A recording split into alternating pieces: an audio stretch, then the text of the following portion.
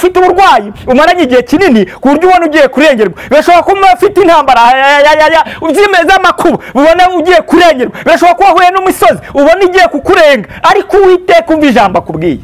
Wibaza nimba uzongera kuba umwenda. Uko ni kubona ubuzima bwagutabuye, uko ni kubona intambara zigutabuye, uko ni kubona uburwayi bukumaze igihe bwagutabuye, uko ni kubona ubukene bukumaze igihe bwagutabuye, uko ni kubona ubugumba bukumaze igihe bwagutabuye, ariko Uwiteka aje kudoda mu izina rya Yesu. Imana ishimwe gifite wumve ko ariko kiri bukwice, ahubwo pima ikigeragezo ugihuze n'imbaraga z'Imana, wasanga kiri hasi y'imbaraga z'Imana. Imana ishimwe. Amen.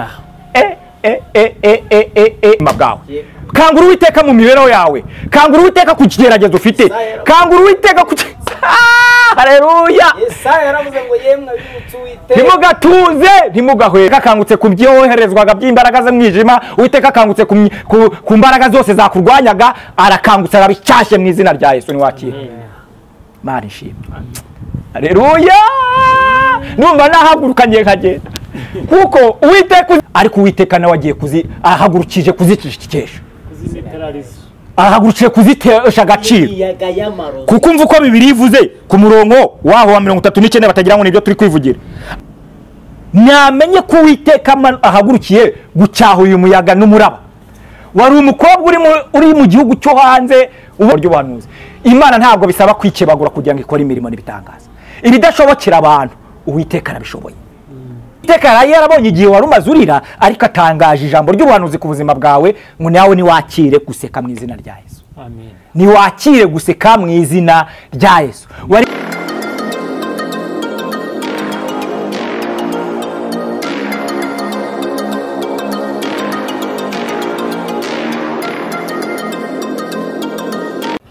Imana y'amahoro nibane namwe mwese mudukurikira kandi mukurikira Umuremyi TV, Shaka Imana TV, Isarura 12 TV, kandi turabakunda cyane mwege mutuye mu Rwanda, mutuye hatandukanye mu majyepfo, mu majyaruguru, iburengerazuba n'iburasirazuba, umujyi wa Kigali, mwese turabakunda. Abakunda Imana reka mukande subscribe, like, comment, share, mukore ibyo ngibyo kugira ngo dufatanye gukora umurimo w'Imana. Namwe muri diaspora ntabwo twayibagirwa, kuko namwe muri Abanyarwanda dukunda abari muri diaspora, namwe abatumva Ikinyarwanda n'abumva Ikinyarwanda, mwese turabashuhuje. Mukande kuri ibyo ngibyo twabasabye mudutera inkunga, kuko niyo nkunga tubisabira gusa, kuko turadufatanyije gukora umurimo w'Imana. Reka rero twakire umukozi w'Imana, tugiriwe umugisha no kwakira umukozi w'Imana. Navuga ko ni bishop, ariko ntabwo ubundi waba bishop tukubatize kuri kamera. Ntabwo ayo mavuta turayasigirwa. Uri evangeliste. Turi evangeliste cyangwa se umuvuga butumwa. Uko ari n'igihe uvuga evangeliste bitewe n'aho umuntu akabyumva, akabate so yabaye mwarimu ryari. Oya, evangeliste ni umubwiriza wari wese. Evangeliste ni umubwiriza wari wese, n'umuvuga butumwa wari wese. Abantu benshi cyane hari igihe bavuga ubutumwa, umwe akahita yitwa ngo bishop, undi akitwa harya ni apotre. Oya, ngewe ntabwo ndi muri abo. Icyo nshaka no kuvuga Yesu. Nako ka evangeliste sina ngombwa cyane, nuko tuba tugira ngo nuwumvira ururimi rw'amahanga yukagiye mahero rya avuga ati ni umubwiriza butumwa. Kuki ushaka kwicisha bugufi kandi abandi bari gushaka kujya hejuru? No kubera ko kuva mu myaka maze kugira Bibiliya irambwira ngo wicisha bugufi zamushyira hejuru, ariko amahanga yishyira hejuru izayacisha bugufi. Bivuze rero tugomba guca bugufi, kuko ubundi se umuntu ni igice cyo kwizamura, ubundi nta nubwo ari twe tuvuga, ni Kristo uba muri twe tukaba mikoro. Rero ushyize hejuru sinzi icyo ubugendereye ubundi. None se mukozi w'Imana, muri iyi minsi ko ntaho turi gusengera, wowe uri gusengera he? Mbo ubundi uranyemera mbisobanure neza. Ubundi gusenga dusengera mu mutima, ahubwo mbaza ngo ko ntaho turi guteranira. Dusengera mu mutima kandi tuzi ko dusengera mu rusengero. Oya, waba ufite iyo myumvire wese yara naho guteranira kugira ngo twese tucyazanye mu buryo bwo gusenga, aho kubera ko ubwo niba funga insengero burundu siko bishoboka, ubwo tuzaba tutasenga. Bihanuye se buriya nabihanuye ko bagiye gufunga insengero burundu. Mbohoya atazagira uzatwumva kuri Shaka Imana TV na n'Umuremyi TV ndetse n'Isarura 12 TV Eliya yahanuye ko bafunze insengero burundu hoya ahubwo ndenda kubereka ko ibintu byose bishoboka kuko niba twareze turyama bugacya batubwira ngo nta muntu wemerewe gusohoka mu nzu corona yateye tukamera dutyo nubwo n'insengero ibimenyetso twereka ko byashoboka ko nizo nsengero bwacya bavuze ngo zirafunzwe kandi twasenga ubwo ni ukuvuga ngo uri gusengera mu mutima yes ubwo se yena nakwibariza wowe uri guteranira ahungu ubundi ngewe nteranira kuri ADPR Kanserege cyangwa se Kacyiru itorero rya ADPR rya Kacyiru ahantu bakunda kwita mu Kanserege abona mukira abasore ariko hoya ntabwo turi abasore turi abapapa ntabwo turi abasore rwose ko nta mpeta ndikona impeta bitewe rimwe na rimwe nimbivuga abantu babyumve neza hari n'igihe ukora akazi katakwemera ko waba wambaye iyo mpeta hari n'igihe ushobora kujya muri dushe ukaza wayibagiwe ahubwo nakangurira abatwumva ku Muremyi TV na Shakimana TV ndetse na 12 TV bagendane banyumve neza simvuze ko kwambara impeta ari ikosa ariko bagendane impeta zo mu mitima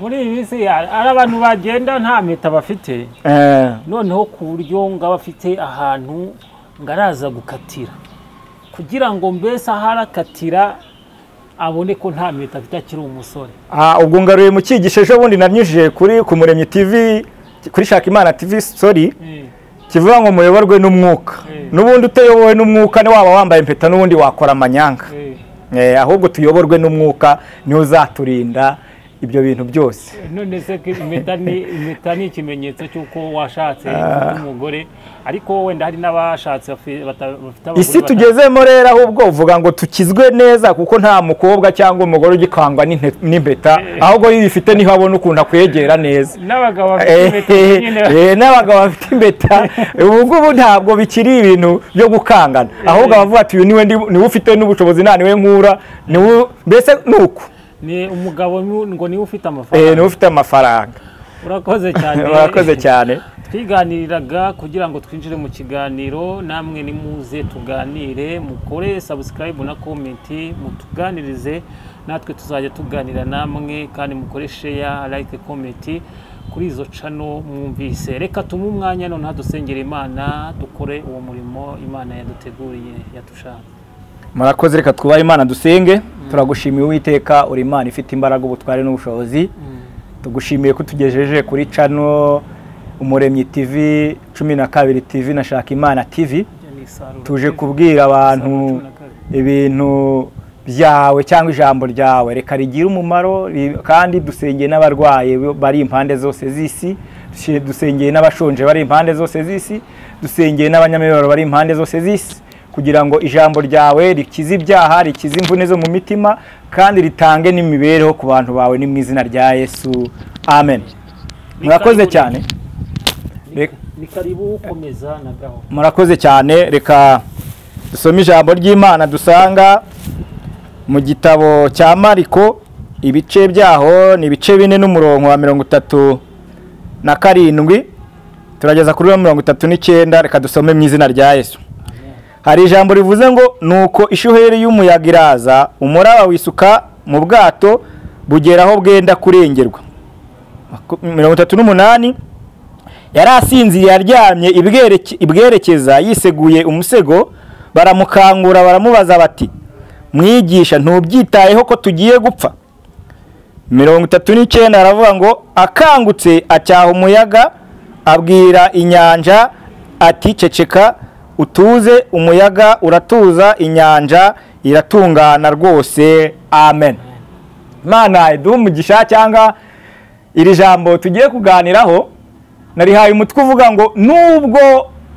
imiyaga n'imiraba byakwisukiyeho icyarimwe ariko uzabicecekesha arahari nawe bijya bishoboka ko umuntu abaho mu buzima akabona imiyaga n'imiraba ari myinshi ku buzima bwe ariko hari n'ujya utunganisha iyo miraga n'imiraba igaceceka nshatse kukubwira ngo mu buzima bwawe utegereje ukeneye ijambo ry'Uwiteka ryo gucecekesha imiyaga n'imiraba kuko ushobora kwiringira shangazi ko azacecekesha umuyaga n'umuraba uri ku buzima bwawe akaba nawe yagize izindi ntambara cyangwa indi miyaga n'imiraba ku buzima bwe, ushobora kwiringira ko umugabo washatse kubera akazi ubona keza afite yacecekesha umuyaga n'umuraba uri ku buzima bwawe cyangwa mu rugo rwanyu, nawe kuri uwo munsi akaba yahagarikiwe ka kazi karangiye. Ushobora kwiringira ko neza amashuri ufite yacecekesha umuyaga n'umuraba akazi kakabura, ariko nkuzaniye ijambo ry'ubuhanuzi muri aya masaha rikubwira ngo nubwo umuyaga n'umuraba byisutse kuri wowe, ariko Kristo aracyahari ngo acecekeshe uyu muyaga n'umuraba. Amen. ngo nuko ngo ishuheri y'umuyaga iraza ngo byisuka kuri ubwo bwato bugera naho bwenda kurengerwa. Reka mvuge ku muyaga, ku bantu baturanye n'ikivu, umuyaga ukubise amazi y'ikivu yiremamo ikintu kimeze nk'ibigunguru. Ibyo bintu iyo bije biza byirika bifite imbaraga nyinshi cyane. Reka nkubwire nubwo ishuheri nawe iri mu buzima bwawe, ishobora kuba ari ishuheri ukabibona ari ingunguru nawe biri kuza byaragutugaritse, byaragufungiye mu bukene, byaraje bikakubitira mu nzara, iyo shuheri yaragusanze. Ibyo bigunguru by'ishuheri byaje kuri wowe usanga bije bimeze nk'iki, biza biguteza inzara, biza biguteza ubupfubyi, biza biguteza akababaro, biza biguteza agahinda, ngo byisuka ku buzima bwawe. Iyi nyanja nta yindi ni wowe, iyi nyanja nta yindi mvuga ninjye. ngo birahaguruka, nubwo byahagurutse bikaza bifite imbaraga, ariko nkuzaniye ijambo ry'ubuhanuzi rikubwira ngo Uwiteka aracyakora. Nkuzaniye ijambo rikubwira ngo Uwiteka aracyashoboye, Uwiteka aracyabasha kugukiza iki kibazo cy'inyanja n'uyu muraba. Ngo nuko ngo biraza ngo byisuka kuri ubwo bwato, ngo bugera naho bwenda kurengerwa. Birashoboka ko wahuye n'ubuzima ubona ugiye kurengerwa, birashoboka ko wahuye n'ibibazo ubona ugiye kurengerwa, birashoboka ko ufite uburwayi umaranye igihe kinini ku buryo ubona ugiye kurengerwa, birashoboka ko ufite intambara uzimeza amakuba ubona ugiye kurengerwa, birashoboka ko wahuye n'umusozi ubona igiye kukurenga, ariko Uwiteka umva ijambo akubwiye. Aravuze ngo yarasinziriye. Nubwo ubona ibibazo byawe ubona Yesu yarasinziriye, nubwo ubona yarasinziriye, umva ijambo ry'ubuhanuzi mwene data. Ntabwo Kristo asinziriye ku buzima bwawe, ntabwo Kristo asinziriye mu makuba ufite, ntabwo Kristo asinziriye ku burwayi umaranye igihe, ntabwo Kristo asinziriye mu bukene umaranye igihe, ntabwo Kristo aracyari kugira ngo buri wese abanze afate ijambo. Nasomye ijambo riri mu Mubwiriza ibice 3 n'umurongo wa mbere rambwira ngo habaho igihe cyo kurira. Wagize igihe cyo kurira koko, n'umuntu wese yabibona akabona kurira, ariko umva Uwiteka agiye kunyuranya igihe ku buzima bwawe. Kuko umubwiriza avuga ngo hakaba n'igihe cyo guseka. Imana ishimwe. Rero ndeka nguhanurire, nubwo umaze igihe kinini urira ugiye guseka mu izina rya Yesu. Nubwo umaze igihe kinini ufite umubabaro ugiye guseka mu izina rya Yesu. Nubwo umaze igihe waratabuwe n'ubuzima, ariko Uwiteka agiye kukudoda. Imana ishimwe. Ngo hakabaho n'igihe cyo kudodwa. Nubwo ngo reka mbaho urugero, uzasura umutayeri afite umwenda wawe arimo kuwushwanyaguza kugira ngo awukoremo umwenda wamubwiye kugukorera, uzahagera wibaze nimba uzongera kuba umwenda. Uko ni kubona ubuzima bwagutabuye, uko ni kubona intambara zigutabuye, uko ni kubona uburwayi bukumaze igihe bwagutabuye, uko ni kubona ubukene bukumaze igihe bwagutabuye, uko ni kubona ubugumba bukumaze igihe bwagutabuye, ariko Uwiteka aje kudoda mu izina rya Yesu. Imana ishimwe. Ndafashijwe n'ukuri kw'Imana, ndafashijwe ngewe Eliya, ndafashijwe. Nubwo umaze igihe waratabuwe, ariko Uwiteka agiye kudoda. Nubwo umaze igihe uri kurira, ariko Uwiteka agiye kugoza amarira. Nubwo umaze igihe uri ubona nta ishuheri y'umuyaga yaraje ku buzima bwawe, ariko Uwiteka aje gucecekesha uwo muyaga n'umuraba. Nubwo ubona umaze igihe uri kurira, umva ijambo ni ry'Uwiteka. Uwiteka aragutangarije, arakubwiye ngo uri diaspora, umva kira ubuhanuzi bwawe, wirire Uwiteka aje kugoza amarira. Arakubwiye ngo uri mu gihugu cy'u Rwanda, wirire Uwiteka aje kugoza amarira. Wagira ngo ni ibirya by'abahanuzi cyangwa bavuga ijambo ry'Imana. Iri ni ijambo, iyo wizeye ijambo ry'Imana ringana no gukora. Ni wizera uyu munsi urabona ubwiza bw'Imana. Imana ishimwe. Imana ishimwe. Imana ishimwe. Ndumva mfashijwe. Imana ishimwe. Haleluya. Uwiteka umva ijambo ry'ubuhanuzi ngo habaho igihe cyo kurira n'igihe cyo guseka. Akira guseka mu izina rya Yesu. Wari uri kurizwa n'uburwayi ubona butazakuvaho, wararebye uwo niwe wagiye mu bitaro byinshi, wazengurutse ibitaro byinshi, ariko umva wari kunyumva uri mu gihugu cy'u Rwanda, umva wari kunyumva uri muri diaspora, umva wari kunyumva wumva ikinyarwanda. Uwiteka umva ijambo avuze, aravuze ngo nubwo umaze igihe kinini urwaye, ariko akira gukira mu izina rya Yesu, kuko habaho igihe cyo kudobwa n'igihe cyo gutaburwa. Wari waratabuwe n'iminsi, wari watabuwe n'uburwayi, wari watabuwe n'agahinda, wari watabuwe n'imibabaro, wari watabuwe n'ibyago, wari utabuwe n'ubupfubyi, wari utabuwe n'inzara, wari utabuwe no kwambara ubusa, wari utabuwe n'ubukode. Ariko akira Uwiteka ijambo avuze ku buzima bwawe. Yurebesha imbaraga ikigeragezo gifite ngo wumve ko ariko kiri bukwice. Ahubwo pima ikigeragezo ugihuze n'imbaraga z'Imana, urasanga kiri hasi y'imbaraga z'Imana. Imana ishimwe. Amen.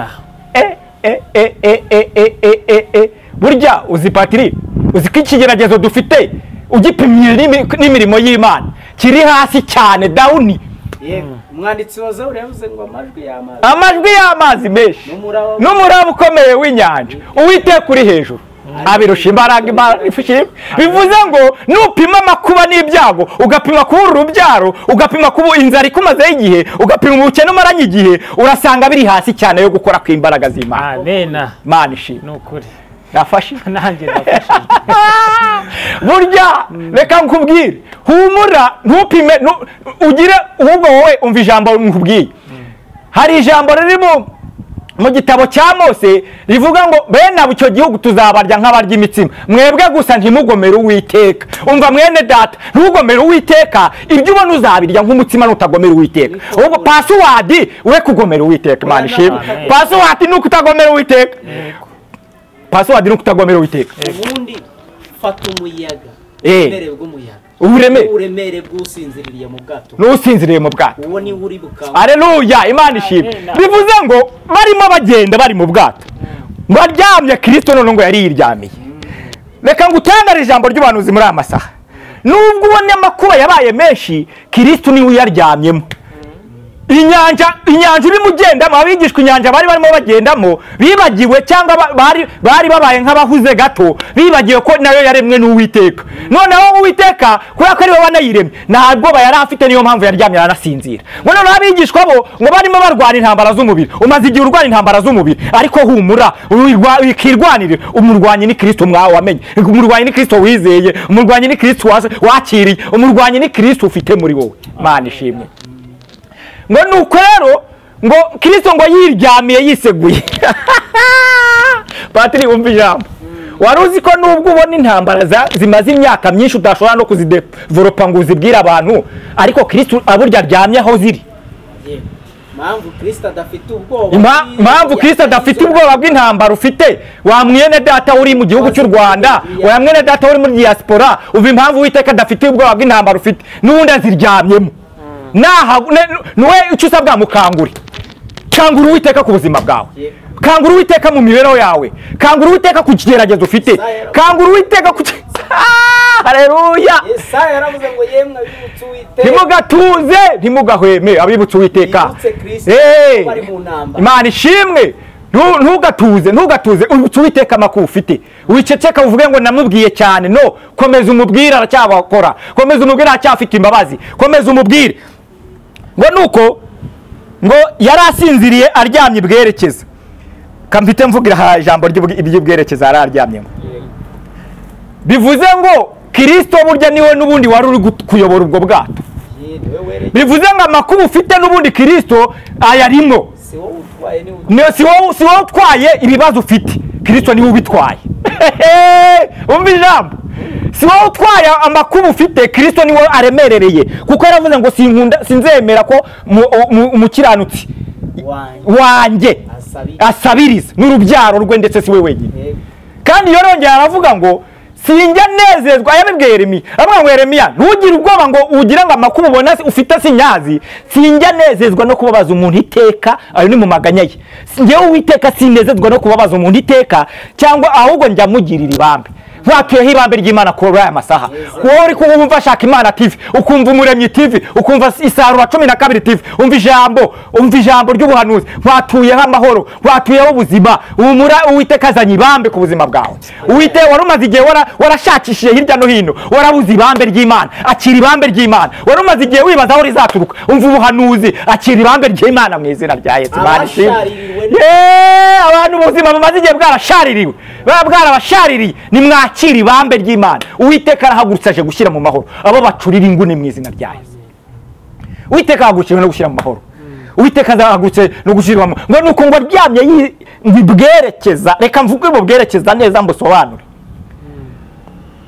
Ibwerekeza ni umuntu uri bwerekeza, iyo ubwato yashaka ko bujya iburyo bujyayo, yashaka ko bujya ibumoso bujyayo, yashaka ko bugenda imbere gusumura bugenda imbere niho bujya. Bivuze ngo nubwo wari uri muri ibyo byose, Kristo yari yemeye kukurura n'ibyo bikugerageza, kandi nubwo byakugerageje si ibyo kukwica, kuko Kristo n'ubundi yari aryamye ibwerekeza. Umva ijambo ry'ubuhanuzi ku buzima bwawe rero. Wandwara wowe wabonaga ufite indwara imaze igihe, wowe wabonaga kubyara bitazakunda, no kwa muganga baragusezereye cyangwa baranaguhakaniye, wowe wabonaga ubuzima butazahinduka bitewe n'igihe umaze ushakisha imibereho, wagiye hirya no hino ushakisha imibereho, wanarenze igihugu cyanyu ujya mu kindi, ubona ntibikunze. Ariko umva ijambo ry'ubuhanuzi, Uwiteka yari aryamye ibwerekeza, niwe wari uzi uko bikwiye kugenda, aguhaye nawe terera nawe urushundurira uburyo.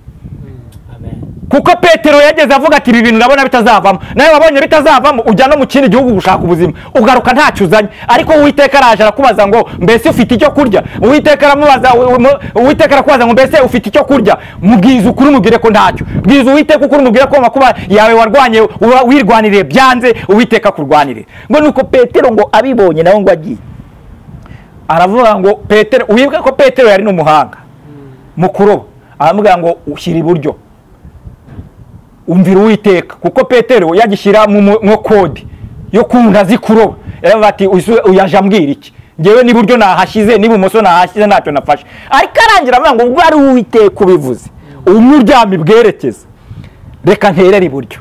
Atera iburyo ngo arakurura kugeza ubwo atabaza ngo haza amafi menshi. Akira amafi menshi mu buzima bwawe, wewe wabonaga ibintu byaranze, akira amahirwe mu buzima bwawe, wewe wabonaga bitazemera, akira amahirwe mu buzima bwawe, wewe wabonaga intambara zikuzonze, akira amahirwe mu buzima bwawe, wewe wabonaga kubyara bitazemera, akira umwana muri umugoroba. Ntabwo ari ibintu by'abavuga ijambo ry'Imana, ntabwo ari bya bindi abantu bamenyereye, ni wakira ijambo, ni wakire igisubizo cy'ibibazo wari umaranye igihe. Uwiteka avuganye nawe, si Eliya uri kuvuga, iri ni ijambo ry'Imana. Kristo yarajyanye ibwerekeza ku buzima bwawe, ni wakira ubuzima mu izina rya Yesu. Amen.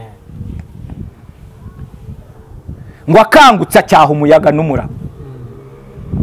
Reka dutangariza abantu kuri Shaka Imana TV n'Umuremyi TV n'Isarura 12 TV ko Kristo nubwo yari aryamye akangutse.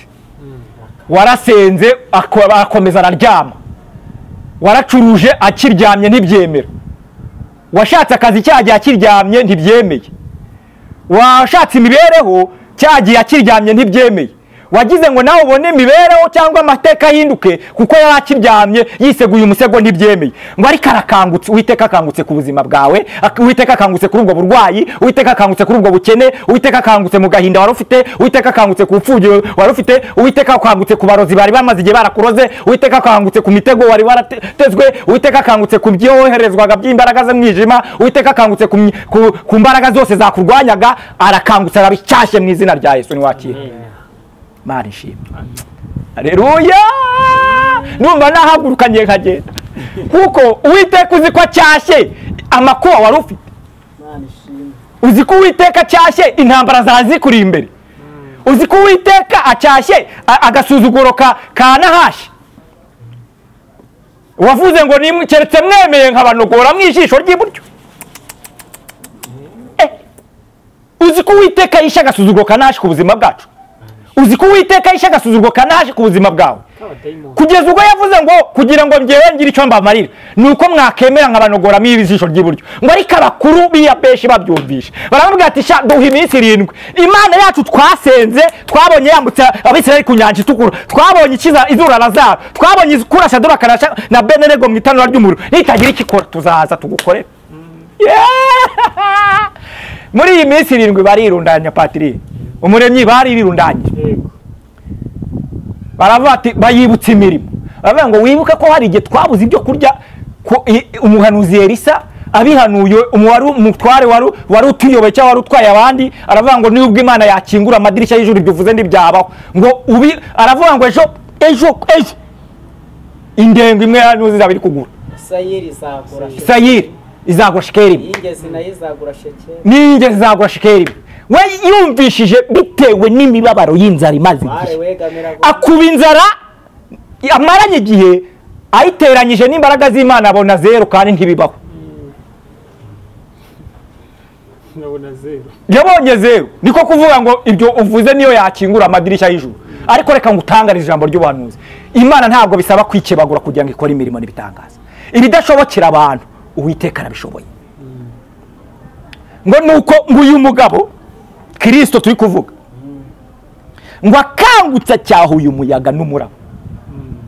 Nari ndababwira abantu ngo abo mu diaspora unyumva namenye ko Uwiteka ahagurukiye gucyaha uyu muyaga n'umuraba. Wari umukobwa uri mu gihugu cyo hanze ubona urushako ubona utangiye guheba ariko ni wakira umugabo muri aya masaha. Amen. Wari umufiyemeri wibaza uko bizagenda ariko umva ubushambo ry'ubuhanuzi Uwiteka ashize muri ni wakire gushaka nayo mu izina rya Yesu. Wari umaze igihe wibaza ukuntu nawe wabona akazi waradepoje ahantu byaranze ariko Uwiteka aravuze ngo numvishe gutaka kwa abanyegiputa no kuniha ko nako numvishe gutaka kwa Abisirayeli batakishwa nabo babakoresha uburetwa none aho ndahagurutse nje kubakura mu gihugu cy'agahinda mbajyanye mu gihugu cy'umunezero. Uwiteka kuvanye mu gihugu cy'amaganya, Uwiteka kuvanye mu gihugu cy'ubukene, Uwiteka kuvanye mu gihugu cy'inzara, Uwiteka kuvanye mu gihugu cyo kwambara ubusa, Uwiteka kuvanye mu gihugu cyo gutinda kushaka, Uwiteka kuvanye mu gihugu cy'ubugumba akujyanye nawe mu gihugu yagusezeranyije. Ni wakire gucyamika mu izina rya Yesu. Muri aya masaha nucyamike, nuhindurirwa ubuzima nawe cyamika. Uwiteka nikavuze, Uwiteka aravuze ngo cyamika, tera intambwe uve aho waruri, aho wowe uri kunyumva ubu none kwishaka Imana TV n'Umuremyi TV ni na Sarura 12 TV, tera intambwe uve aho waruri wumve ko Uwiteka wimutse uvuye aho waruri. Uwiteka kucyamitse ko ari ibintu acyamikije. Imiyaga none Uwiteka hagaritse imiyaga mu izina rya Yesu. Uwiteka hagaritse imiyaga mu izina rya Yesu. Nise ko bakunda kuvuga ngo shyiramo imiyaga. Nukuvuga ngo iyo miyaga abantu bavuga ni za terime. Imana ducyahire. Ahubwo iyicyahe. Iyicyahe. Icyahe imiyaga. Uwiteka ntacyaha imiyaga. Ariko uzi ko umugabo yeza avuga ngo baramubwira ati ariko ubundi iyo ufata Kristo uyu ndi kuvuga ukamwita umwami w'abayuda wakanditse ukongera ugahindura ukongera ukabihindura ukandika ko yiyita aravuga ngo ngewe icyo nanditse nacyanditse. Yesu yanditse ko imiyaga icyaha. Nukuvuga ngo niba Kristo yanditse ko imiyaga igomba gucyaha nta miyaga igomba kukomeza iza mu bantu mu izina rya Yesu. Amen. Pilato naravuga ngo ngewe icyo nanditse. Bivuze ngo abantu bazanye izo teri. Abantu bazanye bari kutuyobya bazanye izo teri. Kristo yacyashye imiyaga ntabwo ashyiramo imiyaga. Imiyaga irica. Ahubwo nacyaha imiyaga mu izina rya Yesu. Imiyaga itera inzara. Imiyaga tuzayigaruka uzi Pawulo ntuzi ibyo yamukoreye kuri Meritasi. Merita ku kingwa cyaho ntuzi ibyo yamukoreye. Nta miyaga dukeneye ahubwo nicyaha imiyaga ku bantu bayo mu izina rya Yesu. Ngicyo yanditse. Reka dutangariza abantu nubwo bari kurogwa ibintu bitandukanye kuko ntabwo twahakana ko imbaraga z'abantu zidahari. Ariko Uwiteka nawe agiye ahagurukije kuzicishikesha. Ahagurukije kuzitesha agaciro kuko umva uko Bibiliya ivuze ku murongo waho wa 39 batagira ngo nibyo turi kwivugira. Akangutsa cyaho umuyaga abwira inyanja ati ceceka utuze. Imana hari ibintu turije mwe umuntu wese uri kunyumva muri aya masaha uri kutwumva ku Muremyi TV akatwumva ku Sarura 12 TV akatwumva kuri Shaka Imana TV ku Imana icyashya imiyaga kandi kizeho n'irindi jambo rivuga ngo tuza. Kuko mbese kuyicyaha byonyine ntibihagije iranayicecekesheje mu izina rya Yesu. Utazagaruka. Banishira. Uzi ko nge numva nahaguruka nkitahira kubera ukuntu mfashijwe. Patiri Kristo yegeze abwira abigishwa be arababwira ngo umva bigishwa banjye umuntu nankorera data uri mu ijuru azamuha icyubahiro. Rero data wo mu ijuru aravuga ngo umuntu nankorera data wo mu ijuru azamuha icyubahiro. Kandi wumviye ko icyubahiro Imana itanga kiri hejuru y'icyabantu baguhaye. Icyubahiro Imana itanga kiri hejuru y'icyo uhabwa mu kazi ukora. Icyubahiro Uwiteka atanga ni gitanga uburame, gitanga ubugingo. Imana ishimwe. Amen. ni ukuvuga ngo Imana yahaye icyubahiro bariya ziriya ntumwa zari ziri kumwe na Ezekiya. Ukuvuga ngo yazihaye icyubahiro, niyo mpamvu byanamenyekanye ngo yari aryamye. Rero reka dukonfirime iki kiganiro tugisoza, ngo akangutse cyaha umuyaga n'umuraba, inyanja iraceceka iratuza, umuyaga uratuza, inyanja iratungana rwose. Reka tubwire abantu ko Uwiteka aturishije inyanja yari ku buzima bwabo, kandi n'inyanja ubwayo itunganye rwose. Bivuze ngo uburwayi wari ufite Imana irabukijije, bivuze ngo intambara wari ufite Uwiteka azegejeyo, arazikuyeho, bivuze ngo umusozi wari ukuri imbere Uwiteka hari icyo akoze ku buzima bwawe. Amen. Niyo mpamvu natangiye mbabwira ngo haba igihe cyo kurira n'igihe cyo guseka. Uwiteka yarabonye igihe wari umaze urira, ariko atangaje ijambo ry'ubuhanuzi ku buzima bwawe ngo nawe niwakire guseka mu izina rya Yesu. Amen. Niwakire guseka mu izina rya Yesu. Wari waratabuwe n'imiryango, ariko umva uko Uwiteka avuze, aravuze ngo ndakudoze nawe niwakire kudodwa mu izina rya Yesu. Wari watabuwe n'uburwayi wari umaranye igihe, ariko Uwiteka arabukijije uradozwe mu izina rya Yesu. Wari watabuwe n'ubukene ubona nta cyerekezo cy'ubuzima ufite, ariko Uwiteka ko aguciriye akanzu, nawe wakiriye igitangaza cy'Imana mu izina rya Yesu. Kuko ijambo ryarambwiye ngo hamwe n'ibitugerageza Uwiteka yaducira akanzu. Imana ishimwe, Imana ishimwe. Ntabwo ibigeragezo bihari, ariko hari n'akanzu Imana itanga mu izina rya Yesu. Nubwo wageragejwe, wenda sinakubwiye ko binarangiye ibigeragezo, kuko Uwiteka agenda akiza ikindi haza ikindi, ariko hari akanzu k'Imana. Niwakira akanzu k'Imana ku buzima bwawe mu izina rya Yesu. Murakoze cyane bene data. Imana ibahe umugisha. Ntutinye, narimbaza ijambo ribabwira ngo ntimutinye, ntimwigire nabi. Ucecekesha umuyaga n'umuraba aryamye bwerekeza ni Kristo, aryamye mu makuba mu kazi kawe aho kari. Uwiteka araharyamye, azanye akazi, kandi abasha gukora ibiruta cyane ibyo twibwira n'ibyo dutekereza. Imana ibahe umugisha. Shalom shalom, amen. Nimero yawe? Nimero yanjye ni 0782 25 26 07. Imana ibahe umugisha. Urakoze cyane. Ibyo ni Imana yari yateganyije kugira ngo twubwire abakunzi bacu. Dusengera Imana dusoze. Turagushimiye Uwiteka, ni wowe ndiho, kandi subwa none uriho, wahozeho kuva kera. Imisozi y'abantu n'imiraba niwe wagiye ubikubita. Dufite ibihamya by'ibyo wakoze. Nubundi uyu mugoroba turasenze kugira ngo umuntu wese wari ufite umusozi, hari umusozi ushobora kuba ari urugo rwa mwene data rwari rurimo umuyaga n'umuraba, umugabo n'umugore badahuza. Barashobora ko hari umusozi w'uburwayi bumaze igihe kirekire ku bantu bawe. Birashobora ko bari bafite imisozi y'ubukene, birashobora ko wari ufite umusozi w'amakuba, ariko turasenze ngo Imana yorutse iyo misozi kandi cyaha iyo miyaga n'imiraba yari ku buzima bwawe. Turasenze ngo urugo rwa bene data rwakire ku rukundo. Umuyaga n'umuraba ruri mu rugo bituma barara batongana. Turawirukanye ku buzima bw'Abanyarwanda, abumva ikinyarwanda bose ndetse n'abatacumva. Ingo z'Abanyarwanda n'iz'abari hanze y'igihugu turazisengeye ngo zibonekemo umutekano mu ndendezo. Dusengeye Kristo, indwara zari muri iki gihugu, abari mu bitaro bitandukanye tubohereje imbaraga z'Imana, gukangukire gukiza indwara zananiranye, ukere mu bitaro byose byo mu gihugu cyacu cy'u Rwanda, utange gukira mu izina rya Yesu. Turasenze ngo Uwiteka ugere ku bukene abantu bafite, utanga amahirwe ya kabiri mu izina rya Yesu. Turagushimiye kuri Imana yumvise gusenga, kandi ugiye gukora imirimo n'ibitangaza. Abantu bakazaduhamagara batubwira ko iri jambo ari ibintu byahinduye ku buzima bwabo. Ni mu izina rya Yesu Kristo. Amen. Amen. Shalom shalom. Amen. Urakoze cyane mukozi w'Imana. Imana ni guhumugisha. Haleluya. Imbaraga n'amavuta bikugumeho mu izina rya Yesu Kristo. Amen. Amen.